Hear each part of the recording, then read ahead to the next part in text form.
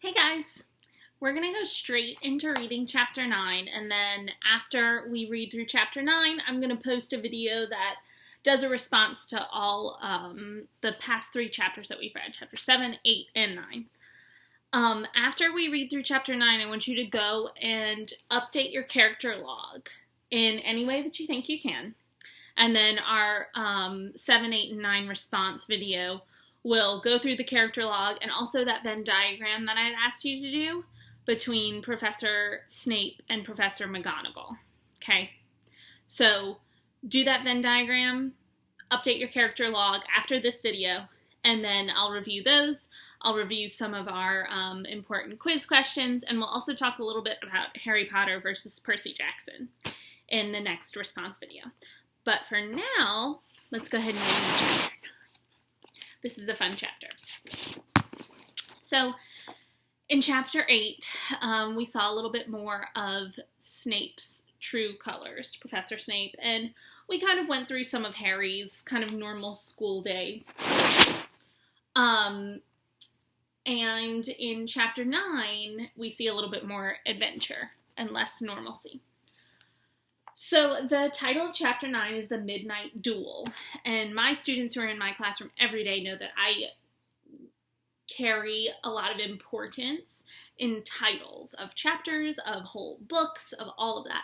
So, what is a duel? When we hear that "do" prefix, what does that usually mean? If we see like a duet or, I can't think of another one. But what is a duel? A duel is usually like a challenge or a fight between 2 people. So this one's called The Midnight Duel. Before we start reading, can you predict who the duel might be between? Which 2 people might challenge each other? Think about that. Okay, let's go. Harry had never believed he would meet a boy he hated more than Dudley. But that was before he met Draco Malfoy. Still, first-year Gryffindors only had potions with the Slytherins, so they didn't have to put up with Malfoy much. Or at least, they didn't until they spotted a notice pinned in the Gryffindor common room that made them all groan. Flying lessons would be starting on Thursday, and Gryffindor and Slytherin would be learning together. Typical, said Harry darkly. Just what I always wanted, to make a fool of myself on a broomstick in front of Malfoy. He had been looking forward to learning to fly more than anything else. You don't know that you'll make a fool of yourself, said Ron reasonably. Anyway, I know Malfoy's always going on about how good he is at Quidditch, but I bet that's all talk. Malfoy certainly did talk about flying a lot. He complained loudly about first years never getting on the house Quidditch teams, and told long, boastful stories that always seemed to end with him narrowly escaping muggles in helicopters. He wasn't the only one, though. The way Seamus Finnegan told it, he'd spent most of his child zooming around the countryside on his broomstick. Even Ron would tell anyone who'd listen about the time he almost hit a hang glider on Charlie's old broom. Everyone from Wizarding families talked about Quidditch constantly. Ron had already had a big argument with Dean Thomas, who shared their dormitory, about soccer. Ron couldn't see what was exciting about a game with only 1 ball where no one was allowed to fly. Harry had caught Ron prodding Dean's poster of West Ham's soccer team, trying to make the players move. Neville had never been on a broomstick in his life because his grandmother had never let him near one. Privately, Harry felt she'd had good reason because Neville managed to have an extraordinary number of accidents, even with both feet on the ground. Hermione Granger was almost as nervous about flying as Neville was. This was something you couldn't learn by heart out of a book, not that she hadn't tried. At breakfast on Thursday, she bored them all stupid with flying tips she'd gotten out of a library book called Quidditch Through the Ages.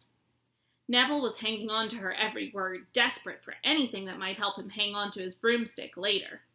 But everybody else was very pleased when Hermione's lecture was interrupted by the arrival of the mail. Harry hadn't had a single letter since Hagrid's note, something that Malfoy had been quick to notice, of course. Malfoy's eagle owl was always bringing him packages of sweets from home, which he opened gloatingly at the Slytherin table. A barn owl brought Neville a small package from his grandmother. He opened it excitedly and showed them a glass ball the size of a large marble, which seemed to be full of white smoke. "It's a Remembrall," he explained. "Gran knows I forget things. This tells you if there's something you've forgotten to do. Look, you hold it tight like this, and if it turns red—" Oh, his face fell, because the Remembrall had suddenly glowed scarlet. "You've forgotten something." Neville was trying to remember what he'd forgotten when Draco Malfoy, who was passing the Gryffindor table, snatched the Remembrall out of his hand. Harry and Ron jumped to their feet. They were half hoping for a reason to fight Malfoy, but Professor McGonagall, who could spot trouble quicker than any teacher in the school, was there in a flash. "What's going on?" "Malfoy's got my Remembrall, Professor." Scowling, Malfoy quickly dropped the Remembrall back on the table. "Just looking," he said, and he sloped away with Crabbe and Goyle behind him. At 3:30 that afternoon, Harry, Ron, and the Gryffindors hurried down the front steps onto the grounds for their first flying lesson. It was a clear, breezy day, and the grass rippled under their feet as they marched down the sloping lawns towards a smooth, flat lawn on the opposite side of the grounds to the Forbidden Forest, whose trees were swaying darkly in the distance. The Slytherins were already there, and so were 20 broomsticks, lying in neat lines on the ground. Harry had heard Fred and George Weasley complain about the school brooms, saying that some of them started to vibrate if you flew too high, or always flew slightly to the left. Their teacher, Madam Hooch, arrived. She had short gray hair and yellow eyes like a hawk. "Well, what are you all waiting for?" she barked. "Everyone stand by a broomstick. Come on, hurry up." Harry glanced down at his broom.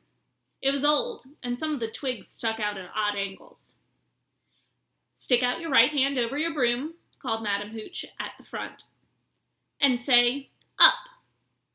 "Up!" everyone shouted. Harry's broom jumped into his hands at once, but it was one of the few that did. Hermione Granger's had simply rolled over on the ground, and Neville's hadn't moved at all. Perhaps brooms, like horses, could tell when you were afraid, thought Harry. There was a quaver in Neville's voice that said only too clearly he wanted to keep his feet on the ground. Madam Hooch then showed them how to mount their brooms without sliding off the end, and walked up and down the rows, correcting their grips. Harry and Ron were delighted when she told Malfoy he'd been doing it wrong for years. "Now, when I blow my whistle, you kick off from the ground, hard," said Madam Hooch. "Keep your broom steady, rise a few feet, then come straight back down by leaning forward slightly. On my whistle. 3, 2... But Neville, nervous and jumpy, and frightened of being left on the ground, pushed off hard before the whistle had touched Madam Hooch's lips. "Come back, boy!" she shouted. But Neville was rising straight up like a cork shot out of a bottle. 12 feet, 20 feet. Harry saw his scared white face look down at the ground, falling away. Saw him gasp, slip sideways off the broom, and wham! A thud and a nasty crack, and Neville lay face down on the grass in a heap. His broomstick was still rising higher and higher and started to drift lazily toward the Forbidden Forest and out of sight. Madam Hooch was bending over Neville, her face white as his. "Broken wrist," Harry heard her mutter. "Come on, boy, it's all right. Up you get." She turned to the rest of the class. "None of you is to move while I take this boy to the hospital wing. You leave those brooms where they are, or you'll be out of Hogwarts before you can say Quidditch. Come on, dear." Neville, his face tear-streaked, clutching his wrist, hobbled off with Madam Hooch, who had her arm around him. No sooner were they out of earshot than Malfoy burst into laughter. Did you see his face? The great lump. The other Slytherins joined in. "Shut up, Malfoy," snapped Parvati Patil. "Ooh, sticking up for Longbottom," said Pansy Parkinson, a hard-faced Slytherin girl. "Never thought you'd like fat little crybabies, Parvati." "Look," said Malfoy, darting forward and snatching something out of the grass. "It's that stupid thing Longbottom's Gran sent him." The Remembrall glittered in the sun as he held it up. "Give that here, Malfoy," said Harry quietly. Everyone stopped talking to watch. Malfoy smiled nastily. I think I'll leave it somewhere for Longbottom to find. How about up a tree? Give it here, Harry yelled, but Malfoy had leapt onto his broomstick and taken off. He hadn't been lying. He could fly well. Hovering level with the topmost branches of an oak, he called, Come and get it, Potter. Harry grabbed his broom. No, shouted Hermione Granger. Madam Hooch told us not to move. You'll get us all into trouble. Harry ignored her. Blood was pounding in his ears. He mounted the broom and kicked hard against the ground, and up he soared. Air rushed through his hair, and his robes whipped out behind him, and in a rush of fierce joy he realized he'd found something he could do without being taught. This was easy. This was wonderful. He pulled his broomstick up a little to take it even higher and heard screams and gasps of girls back on the ground, and an admiring whoop from Ron. He turned his broomstick sharply to face Malfoy in midair. Malfoy looked stunned. Give it here, Harry called, or I'll knock you off that broom. Oh, yeah, said Malfoy, trying to sneer, but looking worried. Harry knew somehow what to do. He leaned forward and grasped the broom tightly in both hands, and it shot toward Malfoy like a javelin. Malfoy only just got out of the way in time. Harry made a sharp about-face and held the broom steady. A few people below were clapping. No Crabbe and Goyle up here to save your neck, Malfoy, Harry called. The same thought seemed to have struck Malfoy. Catch it if you can, then, he shouted, and he threw the glass ball high into the air and streaked back toward the ground. Harry saw, as though in slow motion, the ball rise up in the air and then start to fall. He leaned forward and pointed his broom handle down. Next second, he was gathering speed in a steep dive, racing the ball. Wind whistled in his ears, mingled with the screams of people watching. He stretched out his hand. A foot from the ground, he caught it, just in time to pull his broom straight, and he toppled gently onto the grass with the Remembrall clutched safely in his fist. Harry Potter! His heart sank faster than he'd just dived. Professor McGonagall was running toward them. He got to his feet, trembling. Never in all my time at Hogwarts! Professor McGonagall was almost speechless with shock, and her glasses flashed furiously. How dare you! You might have broken your neck. It wasn't his fault, Professor. Be quiet, Miss Patil. But Malfoy, that's enough, Mr. Weasley. Potter, follow me. Now. Harry caught sight of Malfoy, Crabbe, and Goyle's triumphant faces as he left, walking numbly in Professor McGonagall's wake as she strode toward the castle. He was going to be expelled. He just knew it. He wanted to say something to defend himself, but there seemed to be something wrong with his voice. Professor McGonagall was sweeping along without even looking at him. He had to jog to keep up. Now he'd done it. He hadn't even lasted 2 weeks. He'd be packing his bags in 10 minutes. What would the Dursleys say when he turned up on the doorstep? Up the front steps, up the marble staircase inside, and still Professor McGonagall didn't say a word to him. She wrenched open doors and marched along corridors with Harry trotting miserably behind her. Maybe she was taking him to Dumbledore. He thought of Hagrid, expelled but allowed to stay on as gamekeeper. Perhaps he could be Hagrid's assistant. His stomach twisted as he imagined it, watching Ron and the others becoming wizards while he stumped around the grounds carrying Hagrid's bag. Professor McGonagall stopped outside a classroom. She opened the door and poked her head inside. Excuse me, Professor Flitwick, could I borrow wood for a moment? Wood, thought Harry, bewildered. Was wood a cane she was going to use on him? But Wood turned out to be a person, a burly fifth-year boy who came out of Flitwick's class looking confused. Follow me, you two, said Professor McGonagall, and they marched on up the corridor, Wood looking curiously at Harry. In here. Professor McGonagall pointed them into a classroom that was empty except for Peeves, who was busy writing rude words on the blackboard. "Out, Peeves!" she barked. Peeves threw the chalk into a bin, which clanged loudly, and he swooped out, cursing. Professor McGonagall slammed the door behind him and turned to face the two boys. "Potter, this is Oliver Wood. Wood, I found you a seeker." Wood's expression changed from puzzlement to delight. "Are you serious, Professor?" "Absolutely," said Professor McGonagall crisply. "The boy's a natural. I've never seen anything like it. Was this your first time on a broomstick, Potter?" Harry nodded silently. He didn't have a clue what was going on, but he didn't seem to be being expelled, and some of the feeling started coming back in his legs. "He caught that thing in his hand after a 50-foot dive," Professor McGonagall told Wood. "Didn't even scratch himself. Charlie Weasley couldn't have done it." Wood was now looking as though all his dreams had come true at once. "Ever seen a game of Quidditch, Potter?" he asked excitedly. "Wood's captain of the Gryffindor team," Professor McGonagall explained. "He's just the build for a seeker, too," said Wood, now walking around Harry and staring at him. "Light, speedy. We'll have to get him a decent broom, Professor.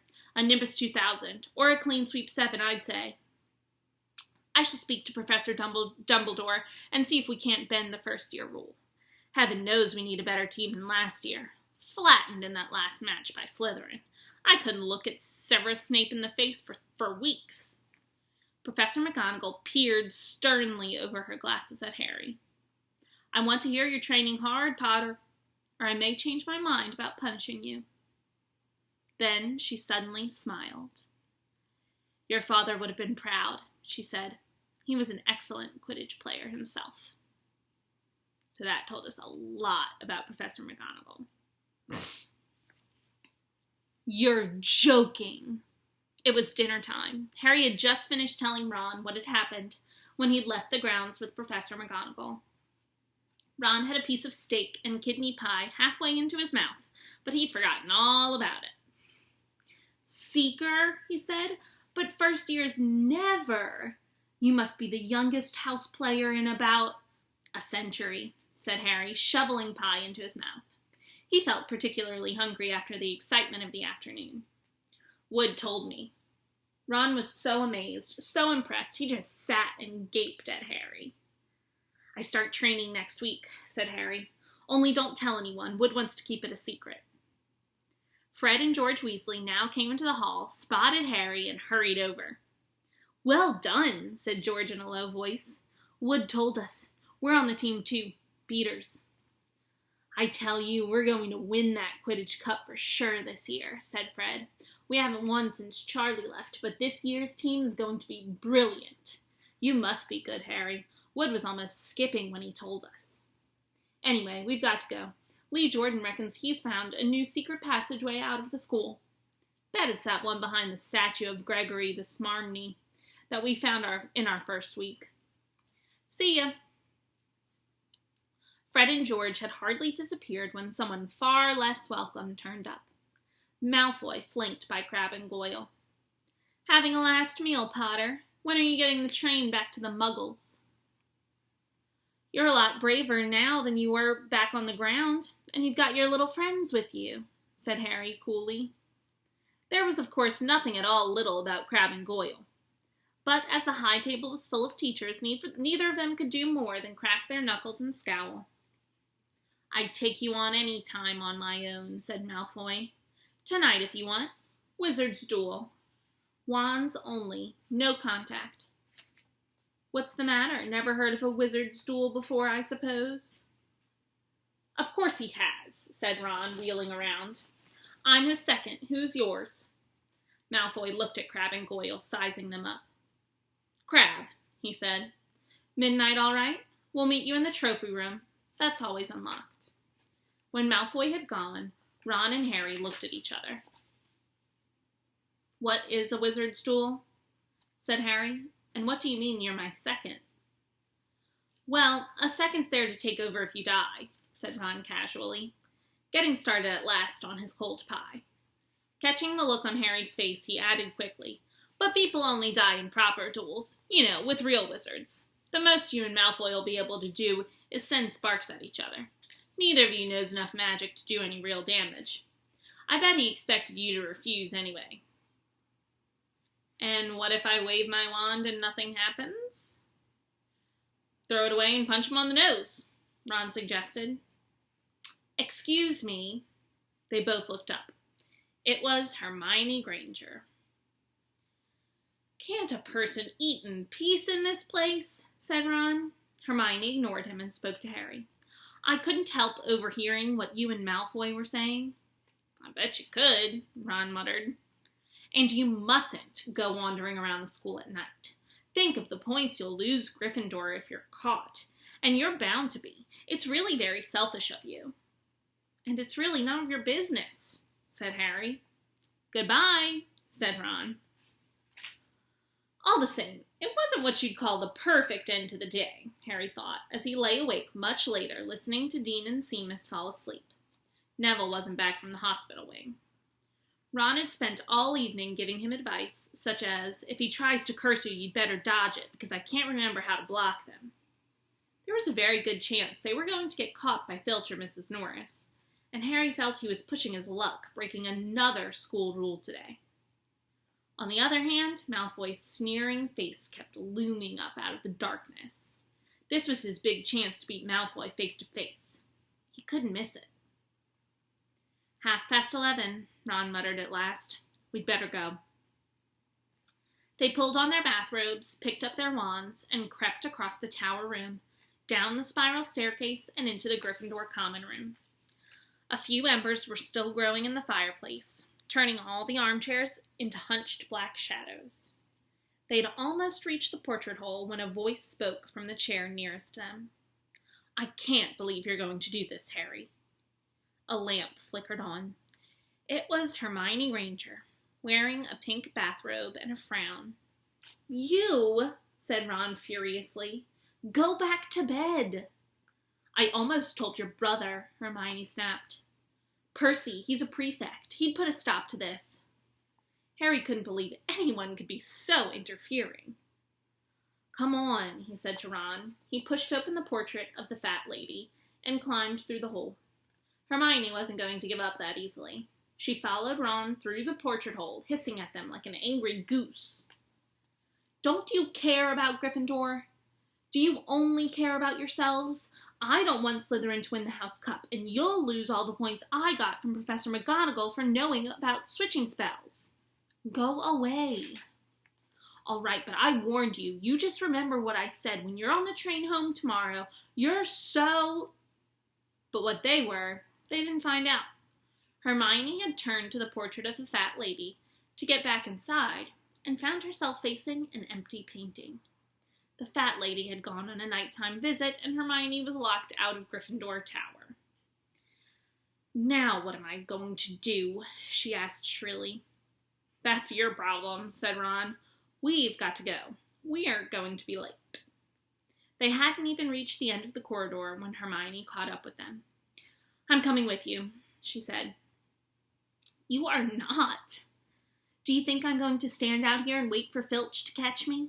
If he finds all three of us, I'll tell him the truth, that I was trying to stop you, and you can back me up. You've got some nerve, said Ron loudly. Shut up, both of you, said Harry sharply. I heard something. It was a sort of snuffling. Mrs. Norris? Breathed Ron, squinting through the dark. It wasn't Mrs. Norris. It was Neville. He was curled up on the floor, fast asleep, but jerked suddenly awake as they crept nearer. Thank goodness you found me. I've been out here for hours. I couldn't remember the new password to get into bed. Keep your voice down, Neville. The password's Pig Snout, but it won't help you now. The fat lady's gone off somewhere. How's your arm? Said Harry. Fine, said Neville, showing them. Madame Pomfrey mended it in about a minute. Good. Well, look, Neville, we've got to be somewhere. We'll see you later. Don't leave me, said Neville, scrambling to his feet. I don't want to stay here alone. The Bloody Baron's been passed twice already. Ron looked at his watch and then glared furiously at Hermione and Neville. If either of you get us caught, I'll never rest until I've learned that curse of the bogies Quirrell told us about and used it on you." Hermione opened her mouth, perhaps to tell Ron exactly how to use the curse of the bogies, but Harry hissed at her to be quiet and beckoned them all forward. They flitted along corridors striped with bars of moonlight from the high windows. At every turn, Harry expected to run into Filch or Mrs. Norris, but they were lucky. They sped up a staircase to the 3rd floor and tiptoed toward the trophy room. Malfoy and Crabbe weren't there yet. The crystal trophy cases glimmered where the moonlight caught them. Cups, shields, plates, and statues winked silver and gold in the darkness. They edged along the walls, keeping their eyes on the doors at either end of the room. Harry took out his wand in case Malfoy leapt in and started at once. The minutes crept by. "He's late. Maybe he's chickened out," Ron whispered. Then a noise in the next room made them jump. Harry had only just raised his wand, and then they heard someone speak, and it wasn't Malfoy. "Sniff around, my sweet. They might be lurking in a corner." It was Filch speaking to Mrs. Norris. Horror struck.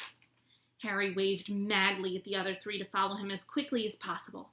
They scurried silently toward the door, away from Filch's voice. Neville's robes had barely whipped around the corner when they heard Filch enter the trophy room. "They're in here somewhere," they heard him mutter, "probably hiding." "This way," Harry mouthed to the others, and petrified, they began to creep down a long gallery full of suits of armor. They could hear Filch getting nearer. Neville suddenly let out a frightened squeak and broke into a run. He tripped, grabbed Ron around the waist, and the pair of them toppled right into a suit of armor. The clanging and crashing were enough to wake the whole castle. "Run!" Harry yelled, and the 4 of them sprinted down the gallery, not looking back to see whether Filch was following. They swung around the doorpost and galloped down one corridor, then another, Harry in the lead, without any idea where they were or where they were going. They ripped through a tapestry and found themselves in a hidden passageway, hurtled along it, and came out near their Charms classroom, which they knew was miles from the trophy room. "I think we've lost him," Harry panted, leaning against the cold wall and wiping his forehead. Neville was bent double, wheezing and spluttering. "I told you," Hermione gasped, clutching at the stitch in her chest. "I told you." "We've got to get back to Gryffindor Tower," said Ron, quickly as possible. "Malfoy tricked you," Hermione said to Harry. "You realize that, don't you? He was never going to meet you. Filch knew someone was going to be in the trophy room. Malfoy must have tipped him off." Harry thought she was probably right, but he wasn't going to tell her that. "Let's go." It wasn't going to be that simple. They hadn't gone more than a dozen paces when a doorknob rattled and something came shooting out of a classroom in front of them. It was Peeves. He caught sight of them and gave a squeal of delight. "Shut up, Peeves, please. You'll get us thrown out."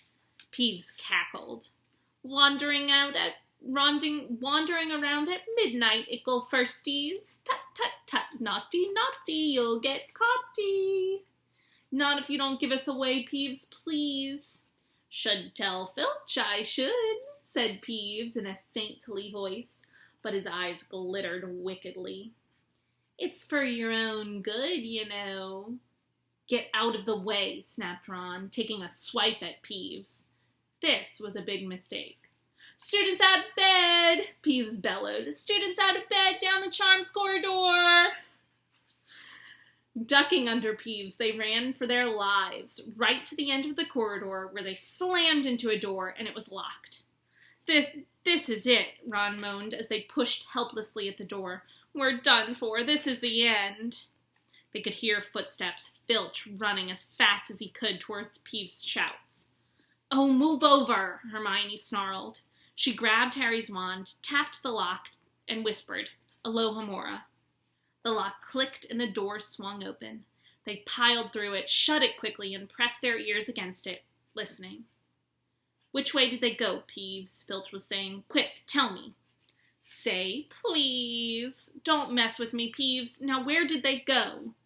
"Shan't say nothing if you don't say please," said Peeves in his annoying sing-song voice. "All right, please." "Nothing! Ha ha! I told you I wouldn't say nothing if you didn't say please. Ha ha!" And they heard the sound of Peeves whooshing away and Filch cursing in rage. "He thinks this door is locked," Harry whispered. "I think we'll be okay. Get off, Neville." For Neville had been tugging on the sleeve of Harry's bathrobe for the last minute. "What?" Harry turned around and saw, quite clearly, what? For a moment he was sure he'd walked into a nightmare. This was too much, on top of everything that had happened so far. They weren't in a room, as he had supposed. They were in a corridor, the forbidden corridor on the 3rd floor, and now they knew why it was forbidden. They were looking straight into the eyes of a monstrous dog, a dog that filled the whole space between the ceiling and floor. It had 3 heads, 3 pairs of rolling, mad eyes, 3 noses twitching and quivering in their direction, 3 drooling mouths, saliva hanging in slippery ropes from yellowish fangs. 3-headed dog remind you of anything? It was standing quite still, all 6 eyes staring at them, and Harry knew that the only reason they weren't already dead was that their sudden appearance had taken it by surprise. But it was quickly getting over that. There was no mistaking what those thunderous growls meant. Harry groped for the doorknob between Filch and death. He'd take Filch. They fell backward. Harry slammed the door shut, and they ran. They almost flew back down the corridor. Filch must have hurried off to look for them somewhere else, because they didn't see him anywhere. But they hardly cared. All they wanted to do was put as much space as possible between them and that monster. They didn't stop running until they reached the portrait of the fat lady on the 7th floor. "Where on earth have you all been?" she asked, looking at their bathrobes hanging off their shoulders and their flushed, sweaty faces. "Never mind that. Pig snout, panted Harry, and the portrait swung forward. They scrambled into the common room and collapsed, trembling, into armchairs. It was a while before any of them said anything. Neville, indeed, looked as if he'd never speak again. "What do they think they're doing, keeping a thing like that locked up in a school?" said Ron finally. "If any dog needs exercise, that one does." Hermione had got both her breath and her bad temper back again. "You don't use your eyes, any of you, do you?" she snapped. "Didn't you see what it was standing on?" "The floor," Harry suggested. "I wasn't looking at its feet. I was too busy with its heads." "No, not the floor. It was standing on a trap door. It's obviously guarding something." She stood up, glaring at them. "I hope you're pleased with yourselves. We could all have been killed. Or worse, expelled. Now, if you don't mind, I'm going to bed." So, Hermione says that they could have been killed, or worse, expelled. If you don't know, that word expelled means when you get kicked out of school for good. So Hermione's saying, we could have gotten killed. Or, it could have been even worse, we could have gotten kicked out of school.